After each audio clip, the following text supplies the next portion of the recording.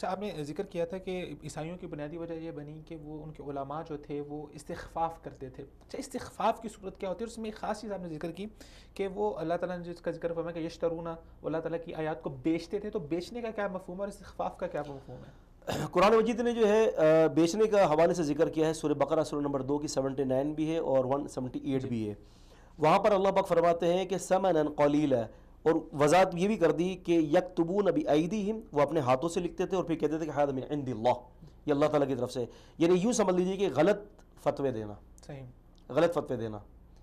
اور مانوی تحریف بھی کی ہے. آج بھی اگر آپ بائبل کو اگر آپ کھولتے ہیں تو جہاں بھی نبی پاک صلی اللہ علیہ وسلم کی بشارت آئی ہے مانوی تحریف کر دی.